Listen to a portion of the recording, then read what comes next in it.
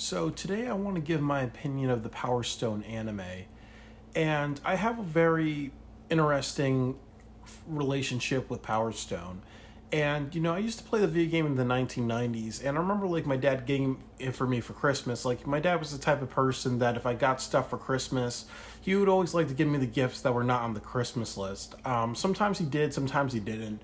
So sometimes I was happy about it, sometimes I was a little disappointed. But as I get older, I'm just happy to have a Christmas because not everybody gets a Christmas or like the holiday that they want and stuff. But I know one of the surprise gifts I got was like Power Stone, the video game, and it did take me a while to kind of like really enjoy and fall in love with the video game. And also and a few weeks ago I got really into the Power Stone anime, and it was kind of really interesting to see it as an anime series. The first thing that I want to say is that Power Stone is about it takes place in the 1800s, and it's about a group of people who discover a power stone. And what that is it's a jewel that has the ability to make people transform into like a spiritual character and stuff. So it's almost like imagine like those bracelets that transform the Power Rangers into the Power Rangers, except you're not transforming into a Power Ranger, you're transforming into a character that kind of is resemble of your spirit. It stars a character named Falcon, and he's a pilot. So when he gets powered by the Power Stone, he basically turns into like this robotic. He turns into like this robotic, like astronaut looking creature that's all red and stuff. And he has the ability where his gloves fall off his body and they turn into like launchers. And then he also is able to like shoot missiles and stuff. It's interesting. It's easier said. It's either watched than explained. And there's a lot of other characters too. There's this character named Gunrock, and he turns into like this golem that either throws rocks, that either ground pounds and rocks appear out of nowhere, or he somersaults into a ball and he can turn into like, the boulder like you see in Indiana Jones that he has to outchase. So I think when I played the video game, there's a lot of things that I did not like about the video game, and I think one of the things is it's not really true to the anime at all. That I think like when you play the video game, you beat the game with a certain character. They show what happens when the character gets the Power Stone and the adventure that and like what they want to achieve and stuff. And when I watch the anime and stuff, it really kind of how the characters come off in the show is way different from the video game. So I didn't like that disconnect. But I do want to talk about the anime within this review. That it's 26 episodes, and that 26 is a very interesting number because I usually see a lot of Japanese animes that are 26 episodes. Like Noir is a really good one. El Cazador de la Bruja, Dot Hack Sign, and I think like if a series has a bunch of potential, they usually either cap it off at 12 episodes or 26 episodes. There's series like Naruto that can go over 600 episodes, or Dragon Ball Z, which can go over like 1,000. I'm not sure how many episodes are in Dragon Ball Z, but they go really, really far. Or Pokemon's a great example, where they said it's almost at 800, 900 episodes. But with Power Stone, it caps off at 26 episodes. And what I like about it is the main character, Falcon. He idolizes the villain of the series, which is Valgus, and Valgus is the main video in the video game. So Valgus is like this professional wrestler, was like this shoot wrestler and stuff. So Falcon so the first shot you see is Falcon getting up in his bed. There's a poster like Valgus and stuff. He wants to be like Valgus, and it's kind of revealed that he and Valgus have the same type of tragedy and stuff. Their fathers were not there for them because they're busy working. And they had to deal with bullies themselves, and they kind of were raised in the environment of, if you're strong, you live, you're weak, you die. The more of a ruffian that you are, the more of a fighter that you are, the more respect you get from people. And that's not always the best philosophy in life, that you have to, put hands to people to make yourself powerful and stuff. But also in his world, fighting, boxing, shoot fighting, wrestling, whatever, people like betting on you winning or losing. That's just how money really is made, mostly in that world and stuff. And he discovers he gets a message. He gets a gift from his father, who sends him a Power Stone through the mail. And then it's kind of and the whole series is based on his journey, like making friends who are after that and the other Power Stones, and how they kind of come together and find Falcon's father at the very end of the series, and then how they kind of confront Valgus at the very end of the series, who has a dark Power Stone. So it's really a battle between the good Power Stone, people holding the good Power Stones, and the guy holding the dark Power Stone, and who kind of comes out at the end and what that leads to and stuff. And I think Valgus's philosophy, because he's the main villain, is his wish is to make the world into a desolate, rigorous environment where only the strong lives and the weak dies and stuff. Versus what Falcon wants to achieve, which is, a better world for everybody, and not a world where, you have to be a ruffian, you have to have certain skills to survive and all that. So, as far as an anime, there are a lot of things that I do like and a lot of things that I don't like. I think what I want to start with the things that I don't like is that usually in Japanese animes like this one, it's extremely cheaply made, because I usually see, if characters are running and stuff, if you watch it really closely, it looks like they're running in place and the background's moving. In every single episode, it ends with somebody reciting the rhyme or the chant of the Power Stone. Power Stone has the ability to make any wish come true and all that. And also, so it gets a little repetitive and stuff. And also, you see the same, mid credits or mid sequence within the series, within the middle of the show and stuff, before it cuts to a commercial break. A lot of the characters, especially the villain characters like the Kraken Gang, they're very high eccentric personalities and stuff, so they're very, very campy people, and they do remind me a lot of Team Rocket, with how they can come up like in one sequence, they come up with mechanical robots. The next sequence, there's a lot of them and this and that, so they feel very campy and stuff. So I don't think as a series it does a lot with making the villains very dimensional and stuff. Every villain kind of feels like a mix of Jesse and James from Team Rocket, with maybe a over-the-top, hyper-comedic, for no reason type of Batman goon, from the 1960s Batman. So I don't like the villains within this series. I do think that, and they're also very repetitive, featuring the Kraken Gang.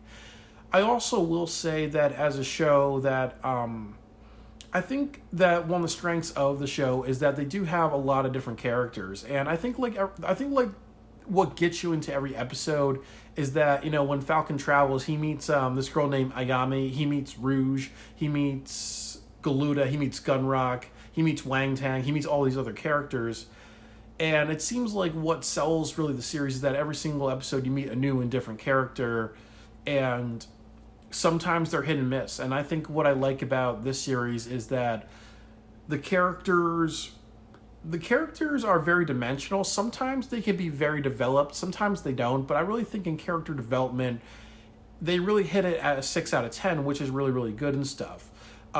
You look at I don't remember, I can't even think of a good example. There are some characters in The Simpsons, Ralph Wiggum, for example. Ralph Wiggum in The Simpsons, he's not really that developed a character. He's always going to be the simpleton. Versus, a character Lisa Simpson. We all know that her backstory is that, she's a privileged, she's very intelligent, but she can't really make it in better, because of her social economics, she can't really develop as a person and stuff, So I think within The Simpsons, when you look at the older episodes, there's a lot of character development, and then there's also one-dimensional characters. And, there's parallels with that within the Power Stone anime. I think a great example of characters are Rouge and stuff. Rouge, I like her as a character because, she does want the Power Stone.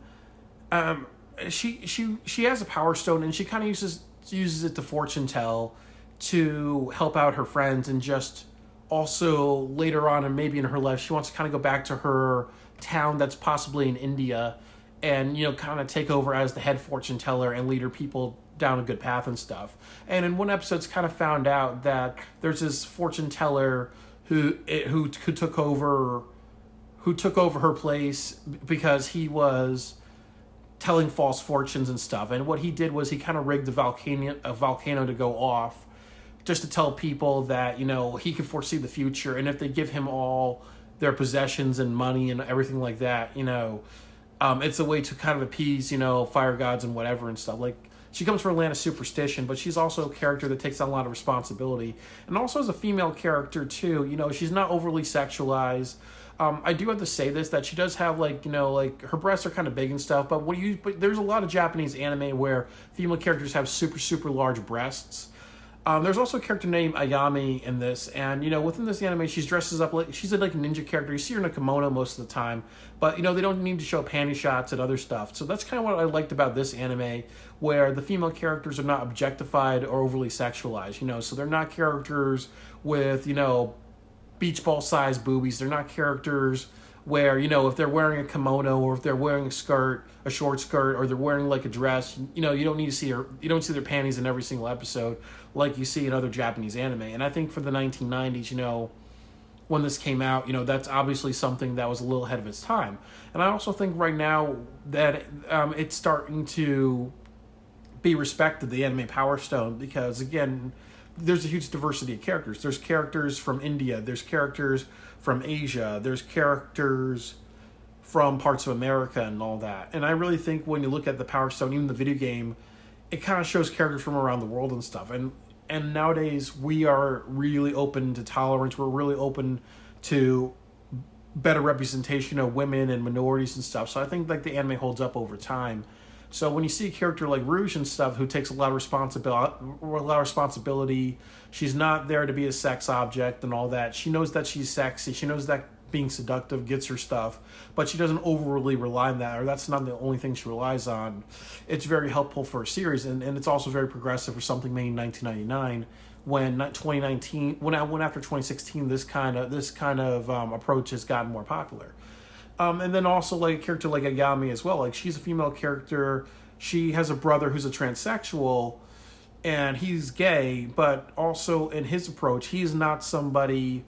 He's a cross-dresser. He's transsexual. He's very flirty, but he's not so over the top that it's almost like a stereotype of gay people. So again, I think like what I like about this series is that yes, there are characters that are women. Yes, there are characters that are gay and transsexual, but they don't overdo it to a point where you feel like they're stereotyping. I also feel like, again, with Ayami's character, she wears a kimono. We don't see panty shots of her. We don't see, panty shots of her because obviously she's wearing a kimono and just underclothing under it. And I'm happy that they don't need to do that with her.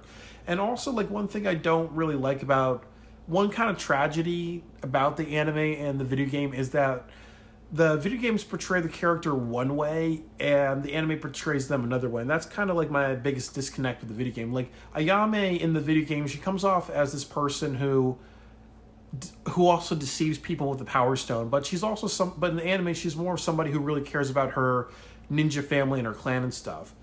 In the video game, what happens is Rouge gets the power. Her goal is getting the Power Stone, and once she has the Power Stone in the video game, her goal is to set up a fortune-telling booth where she can make anybody's wish come true and stuff. So you don't have a sense of her character being responsible within the video game, but in the anime, she's a character that has a lot of responsibility and stuff. In the video game, she's kind of like somebody who's very, very deceptive and all that. And also, you look at like Wang Tang's character. In the anime, he is somebody who's very nice and generous and gets taken advantage of and naive and stuff. And I think like over time, I've not watched all the anime, but over time, I feel like his character is going to be somebody who learns to kind of stand up for himself.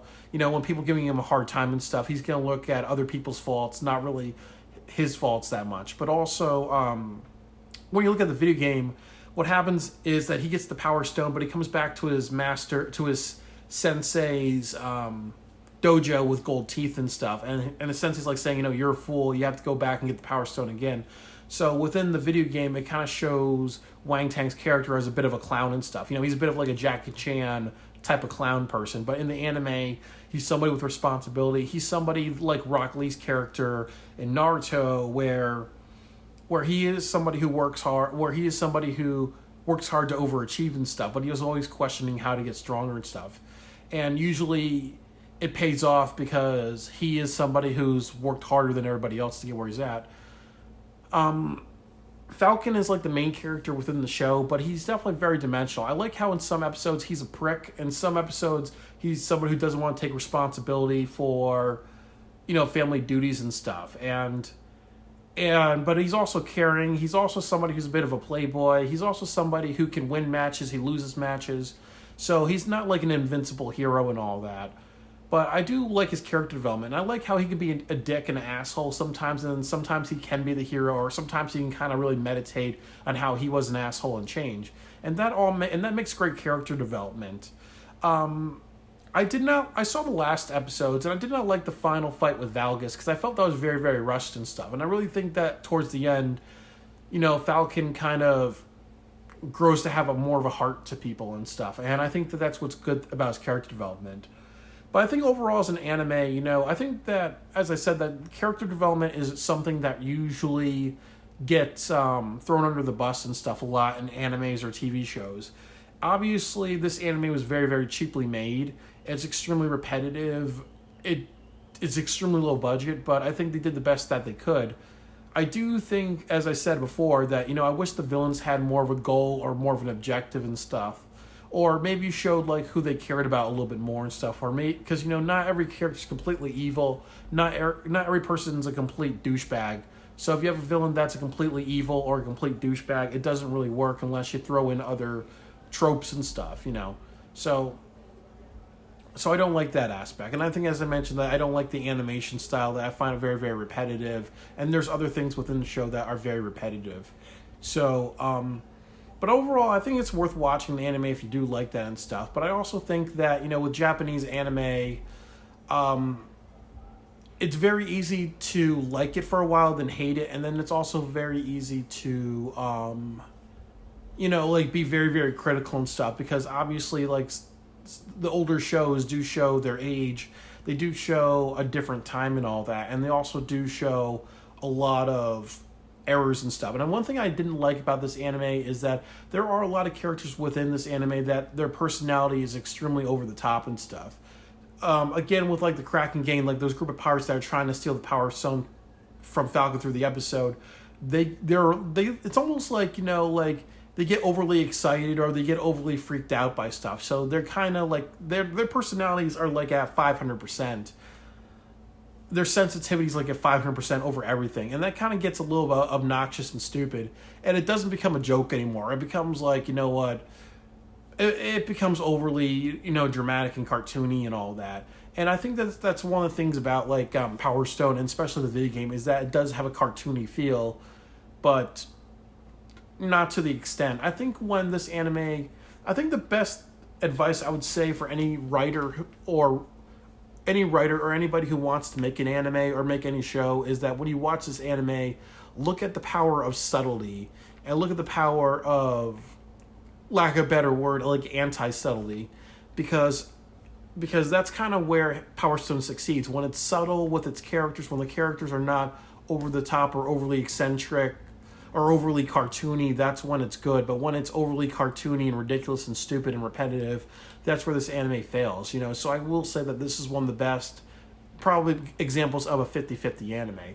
And I really think that I wished a lot of Power Stone, the characters and their stories and everything about them, I wish a lot of that kind of transferred over in the video game, because then it would have kind of been a good marriage and stuff. But I wish they could have done that back then.